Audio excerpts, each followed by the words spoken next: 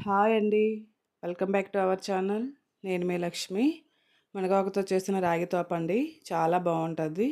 ఇది ఎలా రెడీ చేయాలో ఈ వీడియోలో చూద్దామండి.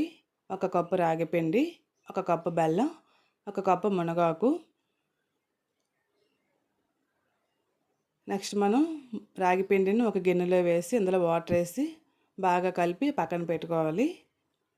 అలాగే నెక్స్ట్ స్టవ్ ఆన్ చేసి కళాయి పెట్టి ఒక కప్పు బెల్లానికి ఒక కప్పు వాటర్ వేయాలి. అటు ఇటు కలుపుతూ ఉండాలి. బెల్లం బాగా కరుగుతుంది కలపడం వల్ల.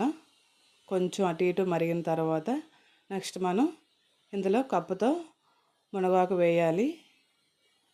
మునగాకు కూడా అలా వేసి అటు ఇటు కలుపుతూ ఉండాలి. దీనికి పాకం ఏం అవసరం లేదు. నెక్స్ట్ మనం కలిపిన రాగి పిండిని అందులో వేసి అటు ఇటు కలుపుతూ ఉండాలి. ఉండలు లేకుండా ఉంటుంది.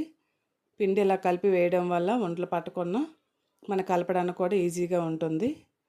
చూడండి అటు ఇటు కలుపుతూ ఉండాలి. నెక్స్ట్ మనం సాల్ట్ వేయాలి అందులో. అటు ఇటు బాగా కలపాలి. బాగా ముద్దగా వస్తుంది అప్పుడు. చాలా టేస్ట్గా ఉంటుంది కూడా, చాలా బాగుంటుంది. నెక్స్ట్ 2 స్పూన్లు ఇందులో నువ్వుల నూనె వేయాలి. వేసాక కొంచెం బాగా కలపాలి. అలాగే నెక్స్ట్ 2 స్పూన్లు నెయ్యి కూడా వేయాలి. చాలా టేస్ట్గా ఉంటుంది రాగి దోప. మునగాకుతో చేసిన మునగాకులు కూడా చాలా మంచిది హెల్త్కి కూడా. ఇలా నువ్వుల నూనె నెయ్యి వేయడం వల్ల బెల్లంతో చేసింది చాలా బాగుంటుంది కూడా, చాలా టేస్ట్గా ఉంటుంది. మీరు కూడా ట్రై చేయండి ఒకసారి.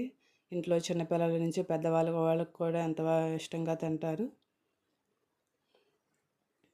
ఇలా రెడీ చేసిన తర్వాత నెక్స్ట్ మనం తినే ప్లేట్లో తీసుకోవాలి. ఇందులో నెయ్యి కానీ నువ్వుల నూనె కానీ వేసి తింటే ఇంకా బాగుంటుంది. చూడండి ఎంత బాగా కనిపిస్తుందో, చాలా బాగుంటుంది. పిల్లలకు పెట్టడం వల్ల ఎంతో ఇష్టంగా తింటారు. చాలా బలం కూడాను. నా వీడియో మీకు నచ్చినట్లయితే లైక్ చేయండి, షేర్ చేయండి, సబ్స్క్రైబ్ చేయండి.